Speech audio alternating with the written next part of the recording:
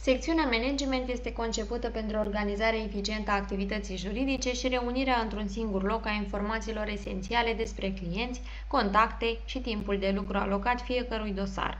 În cadrul acestei secțiuni regăsim clienții, unde sunt centralizate toate informațiile despre persoanele fizice sau juridice reprezentate, precum și contactele juridice, o agendă profesională care poate include instanțe, procurori, executori judecătorești, experți, notari sau alte persoane cu care echipa juridică interacționează frecvent. Această bază de date este importantă și este foarte utilă în activitatea de zi cu zi, deoarece permite identificarea rapidă a datelor de contact necesare, de exemplu adrese de mail sau numere de telefon, fără a mai fi nevoie de căutări în corespondența anterioară sau în surse externe.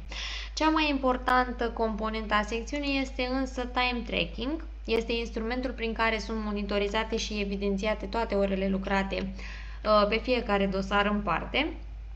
Fiecare activitate desfășurată poate fi asociată direct unui anumit dosar, oferind o imagine clară asupra timpului investit în fiecare caz și, practic, a volumului de muncă alocat fiecărui client.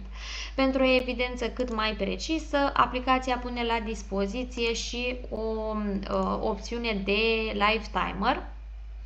Astfel, el poate fi pornit în momentul începerii unei activități, al unei ședințe de lucru sau a unei întâlniri cu clientul.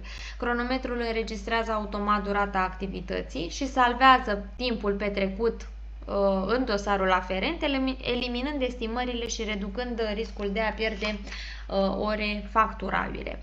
Prin această funcționalitate, avocații și societățile de avocatură pot urmări cu exactitate timpul lucrat, pot justifica mai ușor serviciile prestate și pot pregăti procesul de facturare pe baza unor date reale și verificabile.